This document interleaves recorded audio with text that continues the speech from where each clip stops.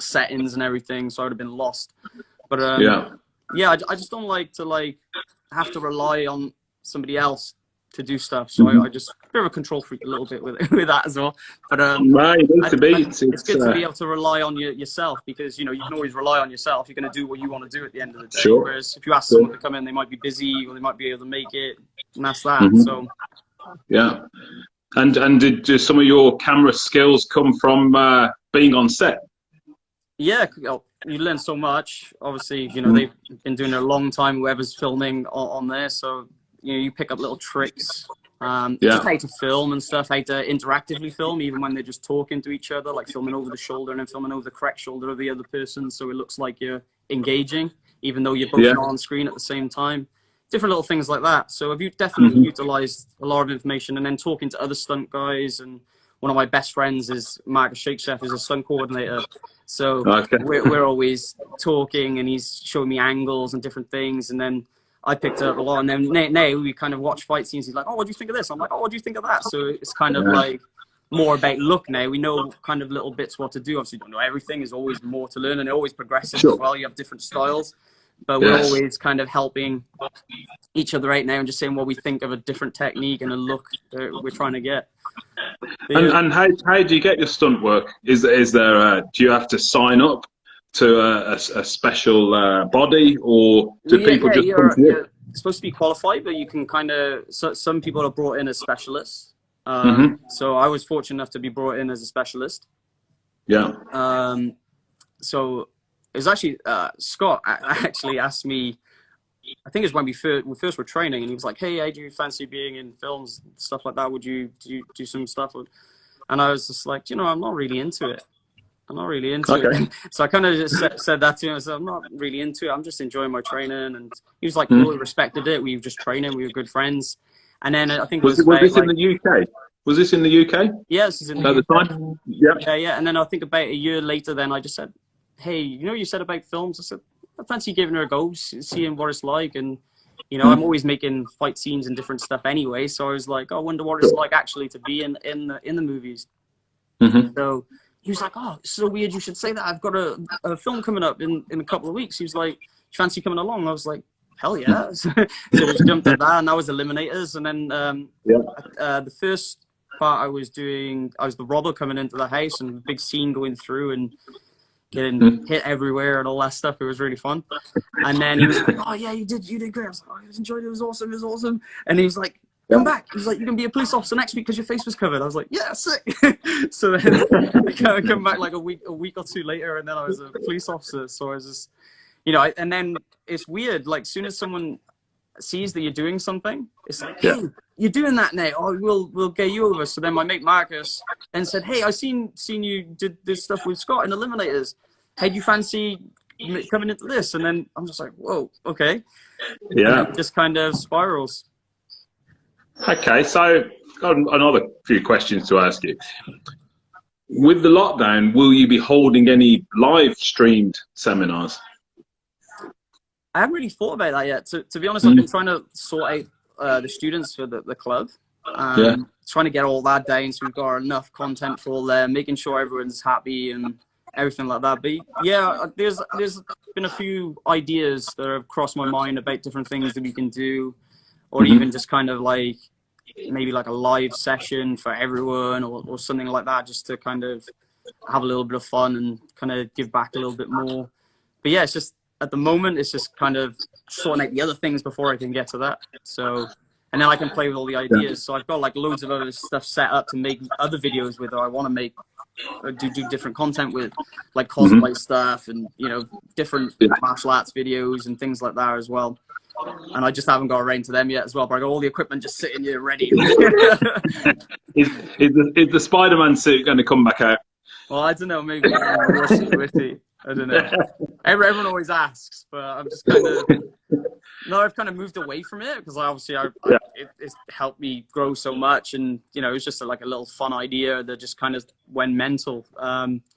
Yeah, I'd definitely be up for probably doing something again in the future. With it. And kids love it as well, so it's all great, and it just brings more people to the martial arts, so it's amazing, isn't it? Whatever style it is, they see something cool and they're like, I want to do that, and that's kind of how I started doing all the flips and things. Sure. No, I seen a capoeira team in Tenerife. That's how I looked at them and I was like, wow, this is cool. I want to learn that. And that was it. I went home. There was no place to train, and I was like, there's a mat. Let's just try it. And that was it. Fell on so my butt a lot of times. have you tried any capoeira? Not so much as in like a lot of moves from Trickster from capoeira, but Okay. in terms of like the structural base of capoeira, no. But like a lot of the moves that they've done in there, you probably would seen, like if you watched a bit of my content or tricking videos or anything like that. There's elements of capoeira in there everywhere. They're like double legs. You have the L kicks. All that sort of stuff is from capoeira. The touchdown hook kicks. You know, a lot of that stuff is from the capoeira element. And then it just steals from different stuff and just amalgamates it all together. Like you have break dancing, gymnastics, martial arts, obviously kicking, Taekwondo taken to the extreme kicks kind of thing. And then you just got mental and started to combine the flips with the kicks. And just that's what's good about it. It's just free, isn't it? You can just kind of make a move up, do wherever you want. You can float. Best. Oh, yeah. And I see your daughter does a bit of training. Yeah, how's she getting she on? does a lot of dancing. She's really good at dancing. She's doing really well, winning quite a lot of competitions now. But yeah, I want to get her more into the kickboxing. She likes it, but I actually don't. I only teach her if we come into the gym and play around, especially obviously with quarantine now. I am teaching her a little bit more, but I actually left her with the other instructors because I didn't want to push her too much. Yeah.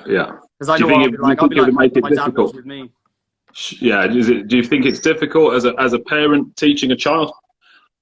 Not teaching a child, but teaching your own child. Yeah, I think it's even more difficult. I think the expectation of everyone else thinking what they'll be like because they're your kid as well. I think that's the other thing that can take its toll on some people. You know, I end up thriving on it because I was just thinking I've just got to prove a point. I've got to be better. I got to do this.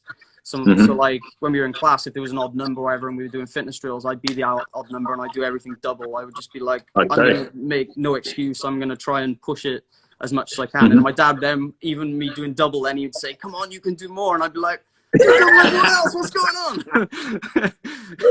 So I know how it can be, and you know, I've got to kind of get that balance because I don't want to push her out of it. So I'm kind of just letting her kind of grow on her own a little bit and let her see how she takes to it. And then when she's all in, then that's when I'll just go, come with me, let's get in the gym, let's go. Now we're gonna go full on.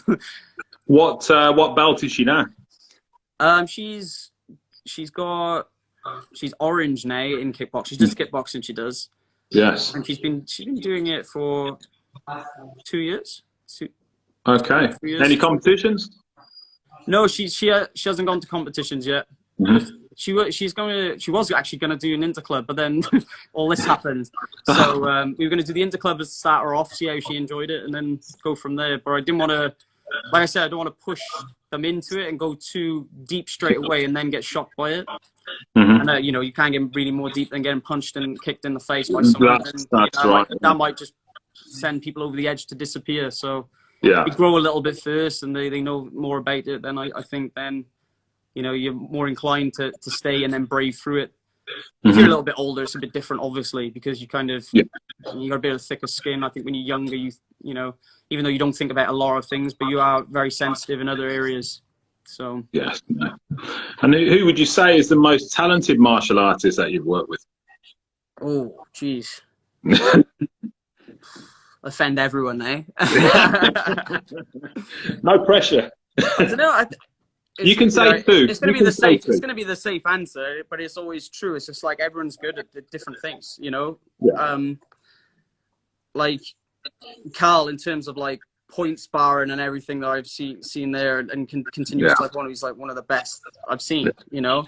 But then I've then seen like world class MMA fighters, so then I can't put him in the same field of that because he hasn't obviously gone down that stage. So in their like different fields. Yes. You know, it's different martial arts. So like it'd be wherever, like I'm kind of, we were talking about, like we were talking about kicking. Like Scott's one of the best UK kickers we've ever seen, and he's a lot of my style is actually based on Scott because he's my favorite person to watch. So that was crazy when I actually got to meet him and then end up training with him. Because, you know, a lot of people like I kind of say their main martial arts, the martial arts stars would be like Jackie Chan, Bruce Lee. They'll be the main ones that people would say. Mine was Scott. So it was like, there was like a lot of my style was based on his. The moves I would do, I'd be like, I want to steal that move or on this or on that, and then I'd try and do something different, add a spin or change the kick or whatever and play around. Okay. But yeah, it was my favorite was Scott, and then it was Donnie. So they were my two main influences, and then Tony Jaa. So it was, they're the three that I really like to watch. I like the others, don't get me wrong, but they were my three, you know. Yeah. So when I got to meet Scott, I was like, oh, this is great. And then training with him was another level. But yeah. How long did it take before you could speak? Well, the video is actually online of me first meeting him. It was at a Comic-Con, and I was kind of I was just there like, my hand shaking, going towards him. I was like, oh my God. And then it's really funny, like that he was just so cool about it. Like I was just, like, some people would be like, oh yeah, whatever, next person or whatever. But so my hand, and then he said, he made a joke about my talks. I was wearing the Ginger Ninja Trickster. It said GNT. He was like, GNT, gin and tonic, is it? So then we just started speaking, and I said, oh, do you mind if we do a kick or something together? And he said, I'm in jeans, so you know you can hold out a kick. So he bends down like this, quite low, because he's expecting my leg to go out low, and then I just lift it above his head. I lift it above his head, and he goes, oh, starts raising his head up to it, and he's like, so what do you do? And piqued his interest a little bit. He was like, you flip too? I was like, yeah, just a few flips. He's like, can you do one now? I'm like, yeah, sure. So then we just got on talking. Did you land it? Yeah, luckily. That'd be funny. Yeah, sure. Boom, straight on my face. Yeah, we just got on, you know, straight from the bat. You know, I think he's very down to earth, and I think, you know, he could just see that I was just so happy to meet him and couldn't believe what was going on, really. And then afterwards, he said about pictures going up on Twitter. I was like, yeah, sure, that's amazing. Sent the picture. He's like, and when do you want to train? I was like, what? Wow. He's like, yeah, we'll come down and train. I was like, wicked. So that was it then. And ended up having a session as well. And that was funny. He come down, and he was just like, oh, so you want to film something? He's like, I was like, dude, I'm just happy to train with you. I don't even care about filming. I was like, but if you want me to set up the camera, I would love that too. That's great. Yeah. And he was like, go on then, set the camera up. I was like, oh my God, here we go. That was it. And then he said we started off with like some basic stuff, and then he just went, yeah, I'm having fun now. Let's just keep going. And that was it. Excellent. So you've achieved a lot for your age. So give me 3 things that you've still got to achieve on your bucket list. I don't really know. I'm kind of just happy how things are going, and you know, not that I don't want to stay stagnant, obviously, and just, you know, kind of plateau here. But like I'm always trying to push and strive. But like I look back sometimes, like especially when I'm in my man cave, so I got a lot of like certain achievements around and different stuff, and I'm just there like, this is crazy. Like I never thought I would be able to get to this level, you know, of training with the people I train with, you know, people I never thought I'd meet, just really cool people, you know, and then I just think, well, what's next? Like, hopefully I'll just keep going and keep happening, you know, and I'm always driven, so hopefully it does, but you know, we'll see. We can only let time tell, really. Sure. And who's your biggest inspiration? My dad. Why?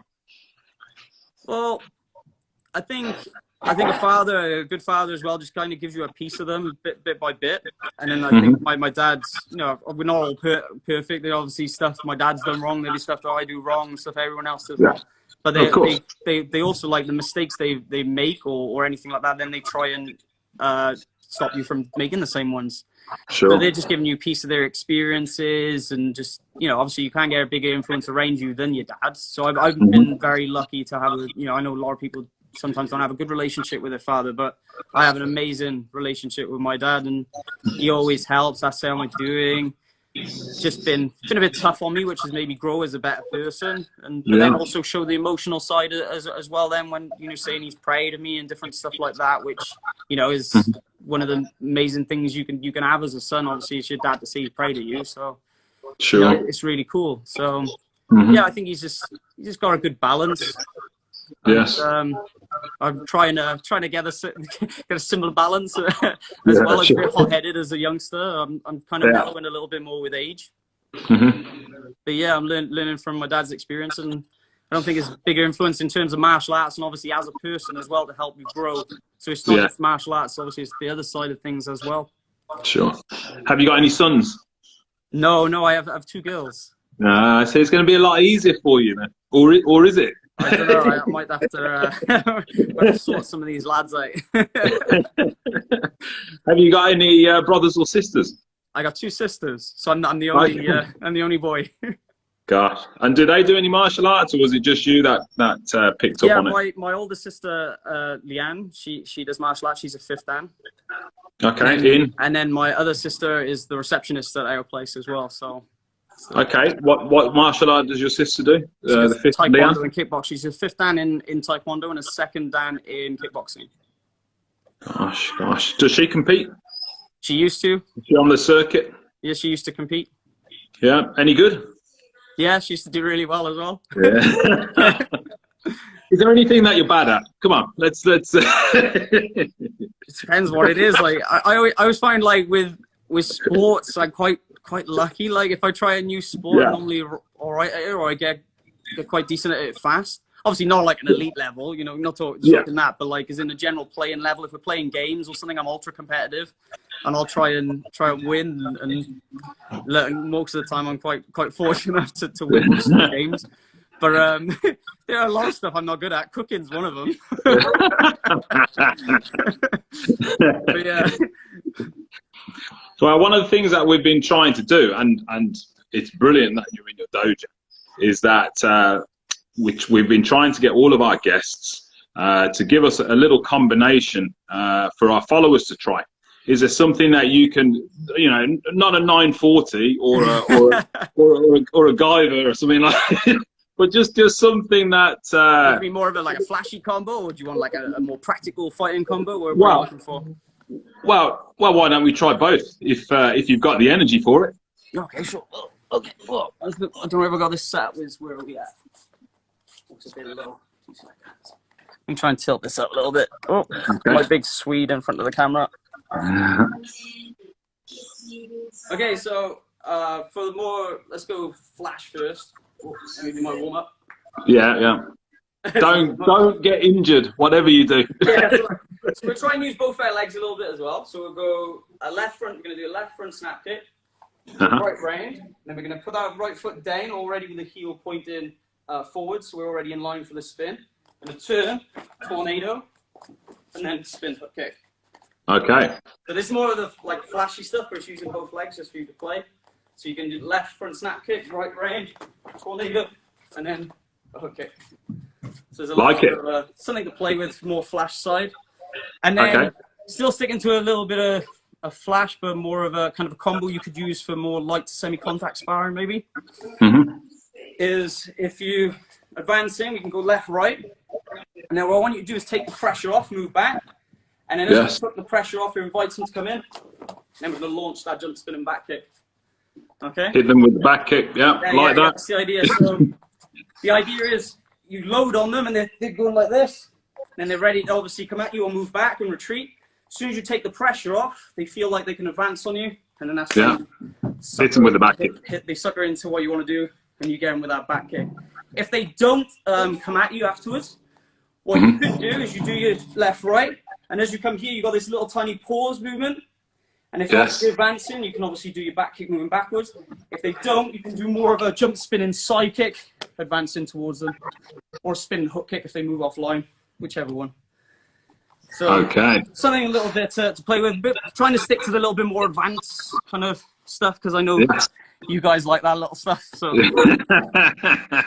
so you can play. Excellent. So what's it like for your students? Do you teach them all the flash kicks, or do they just literally stick to the syllabus? No. What I kind of it's based on man management. I think that's what every teacher probably would say, right? Yes. So basics are the key. I think everyone says that. We have to obviously go through our basics first. We have to get good fundamentals. Yeah. If we've got good fundamentals, then the advanced kicks come a lot easier, but also they're a lot safer to do. So I was a stickler for basics. I trained so hard on my basics. and Sure. then it just made doing the advanced moves so much easier. I was kind of forced to, because where I am in Wales, we went up to, like, in our syllabus it goes up to 360 back kick and 360 hook kicks, and then when I did those, I was like, what's next? I've been doing these for a while now and I can do these. And then there was nothing else in kind of the syllabus. So then I was like, okay, what else is harder? I have to find something. And then that's where it got me to do more of the advanced kicks. But I've already had a solid foundation with all the basics, because it was a, you know, if you're talking your front snap kicks, side kicks, your round ace kicks, your back kicks, or hook kicks, obviously there are different variations and different things, but they're the main 5 kicks you really go through. Obviously you can add your push kicks, all the other different kicks. There's a lot of them. But I used to go through every single one 10 times each leg and just work that as my workout. And that would just be, you know, at the end of it, you'd be done. Especially when you do like all front snap kicks, and all side kicks, all round ace kicks, all back kicks, all hook kicks. Then you add the spins, spin back, spin hooks. Then you add the jumps, jump fronts, jump sides, jump fronts. I would just do that. The energy burners, aren't they? It clearly it's a great way to get good at your basics as well. But yeah, it's just being stubborn, sticking to the form. That's why I always tell them, I'm like, you got to be stubborn. If something's like wrong, if you try and change like a little bit of it, and then just keep progressing and getting it better and better each time, then you're winning. Okay. So just to finish off, we've got the Olympics. Unfortunately, would have been soon, but it's coming next year. Who's your money on? I don't know what's going on in there. I don't really watch Olympic Taekwondo. I'm not even going to lie to you. No, I'd rather you be truthful. So I'm truthful. Any question you've asked, I don't really watch Olympic Taekwondo. I'm not so into it. I do like the movement side of a lot of the WT stuff, and I do go through it. And I hold a black belt actually in WT as well. Okay. But I'm more. I like using my hands. I like punching people in the face as well. So I know that probably makes me sound a little bit sadistic, but no. Well, there's been a rumor. So we've managed to interview a couple of people that are in the Olympics, or have been lucky to have been chosen to be in the Olympics. And there's been a rumor that maybe not in this Olympics, but the one after, that they're going to actually introduce ITF Taekwondo in there as well. So we've asked the Olympians how they feel and what difference that will make to them when actually there's going to be another set of fighters that come in that will be using their hands. Yeah. So it'll definitely be a lot more entertaining, in my opinion. And you know. Sure. I respect the skill of them, but I think once you get to that kind of level of having your lead leg up and it's just kind of tangling with each other, and then you've got these weird shapes with the legs. It's the technical side for me. I don't find it as interesting, but that's me. Okay. You know, other people might find it amazing, but I love seeing the technical kind of kicks, the speed, you know, the energy and the power, and I love the movement side of stuff they got. But I like that's why I loved Aaron Cook so much, because he brought that kind of lovely style to it as well. Like, he didn't just do WT, he did it technically brilliant as well. Like his round ace kicks, his turning kicks would come right around. They wouldn't go up as much and different stuff like that. And I know there's, you know, don't get me wrong, I know there's reasons why we go upwards as well. I obviously understand that. But in terms of like headshots as well, there'd be a lot of people skimming up with a head, and you'd just be turning them and nailing them in the face. And you just know it's going to hurt. You know it's going to suck if you got hit by them. Whereas some of the other ones, you're like, that's probably going to be a little bit of a skim. So I just kind of miss that side of things. But that's me. You know, different people like different things. Some people don't like the stuff I do. You're not going to please everyone. And that's that.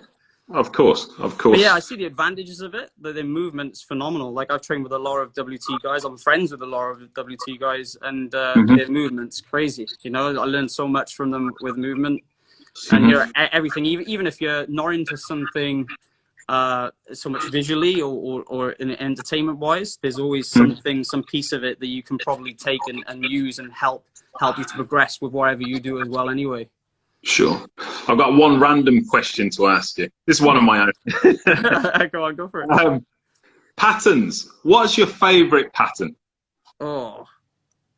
I actually like Chung Mu, because it was just for black, so it just meant a lot, like, to me to get to that pattern. And I know a black belt's obviously the start, kind of the start of the journey, really, but it kind of means so much to kind of get to that level of Chung Wu, especially when you've been doing all the kind of more basic patterns and then building up through, and you already got like a higher ability with kicking, and then all of a sudden you get to there and you got the flying side kick, and there you got the side kick. You're like, oh yeah, this is cool. It's something more interesting. But yeah. I love doing Chung Jang. Yes. Of course. I can imagine you really struggling on that flying side kick in Chung Mu. Yeah. No, but it was Chung Mu first, but then obviously if you're getting higher, what I mean by that is obviously your favorite pattern will change. It's like my favorite kicks have changed, like as I've developed through it as well. But when I just remember being colored belt, just looking and just wanting to get to Chung Mu. I was like, oh, I want that. And then I got Chung Mu, so that was like one of my favorites to watch. But then obviously when you become a black belt, I think then it was like, okay, so what's the next thing? It's always once you've got there, you're thinking, what's next? There's always it's evolution, and that's so you're always thinking, you're striving to improve. And once you achieve something, it's like, okay, well, I've done that. What can I do now? Sure. So, yeah, Chung Jang is great. I love performing that, and then Mun Mu. I love Mun Mu. So I can imagine you could make Mun Mu with a lot of kicks in, really good. A lot of cool kicks in. I like those. Well, Ginger Ninja, it's been great having a chat with you, and we really appreciate you spending your time and giving some time up to give us a bit of insight into what you do and why you do it, and also. I feel a lot of people don't actually realize that you teach Taekwondo, because a lot of people only know you for these amazing kicks. Yeah, normally I'm just on my own as well against backboard. I might just think it's in a house or whatever, but no, it's in a gym. Absolutely. No, I think what you're doing is amazing. Like, bringing different people on and interviewing really cool people all over the world, and getting a different perspective. They'll end up being like stuff, like you said, they don't know about certain people, and you can go through or just learn, and hopefully it helps their journey in martial arts as well. So it's a win-win for everybody what you're doing, and we're all quarantined at the moment, so it's like one of the best times to do it. So people haven't got an excuse to hide from you. Absolutely. I thought it's the only time I can catch everybody in. That's what I said to you. Like when you said it, I was like, oh yeah, just give me 2 weeks. I got a few things I need to sort out. I need to catch up on everything, and I'm good. But it's been great. Can you tell everybody your handle on YouTube? Sorry, your handle on YouTube. My handle. Yeah. It's just Ginger Ninja Trickster. Okay. And on Instagram. It's just Ginger Ninja Trickster. Everything's nice and easy to find. All good. So great. So everybody go over and follow Ginger Ninja's page. As you've heard, he does some amazing things. If you don't know him already, then I'm sure you do now. And love you to go over, have a look at his videos, give some of the tricks a try, tag us in. Yeah, there's also a lot of basic stuff as well on there. I don't just do a lot of the, obviously got all the fancy kicks, but I got the actual basic levels up as well. So front snap kicks, side kicks, they're all tutorials on them. They're very in depth as well. I like to get really technical with it, a bit of alignment, shape of the foot, different parts you can strike with, how you're going to do different things, all that sort of stuff. Like with front snap kicks, talk about being square. We talk about reaching forward and pushing the hip forward. So you got the side front snap kick, all that sort of stuff. So there's loads of different information on there for beginners all the way to advanced. So hopefully it helps you guys. If you see it already, you might want to double back and have a little look at the stuff. If you've never seen it before, I'm sure some of the content will really help you grow, or just kind of maybe confirm your beliefs about how to do certain things as well, if you're more of a lower grade or you don't know so much about martial arts. Yeah, so you can see he's got lots of knowledge on Taekwondo. So he doesn't just do tricks. There's a lot of Taekwondo technical knowledge in there. So really go to his page, have a look, give him a follow, tell him we sent you. It's been great having this conversation, and as I've said to all of our guests, when you're back in the dojo and actually having a lesson, would love to interview you again, if that's all right with you. Yeah, sure, that's absolutely fine. What I think you should do as well is interview yourself, so we know more about you, or get someone to interview you. That would be good too. Okay, we need to know more about you, because obviously you're like, I know the interviewer obviously is asking us the questions, but we need to know more about you as well. So no problem. I'll get something organised.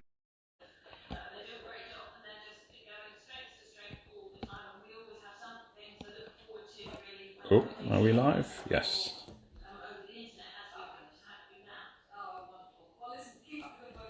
Hi guys.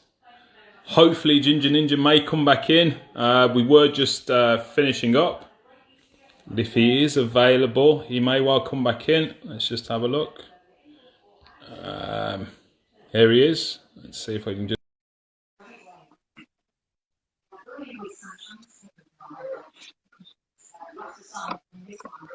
Was that you or me? It's what it is. We love doing these interviews. They're great, and the time just flies by. And actually, when you're doing live, it only lasts for 1 hour. So believe it or not, we've been on for an hour. I did fly. So there we go. So yeah, as I was saying, really great. Really appreciate your time. And as I say, what I'll try and do is get my own instructor to give you a bit of foresight on where I'm coming from. Yeah, that'd be cool. That'd be good. Yeah. But yeah, once again, thank you, and everybody. That was Ginger Ninja. Hello, everyone. Bye, everyone. Thank you. Taekwondo. Taekwondo. Okay, so we had Ginger Ninja there. Hope you all enjoyed the interview. I can see quite a lot of you tuned in, well in excess of 2,000 people. So I'm sure that you thought that was quite an interesting interview to have a look at. We've got a couple of good interviews coming up over the weekend and potentially a competition. So keep tuning in. Keep having a look at our posts. You'll see something in the post that will give you a bit of insight to what we're talking about, and we've got something big coming up shortly as well. Thanks for tuning in. You're on Taekwondo Worldwide. See you all soon.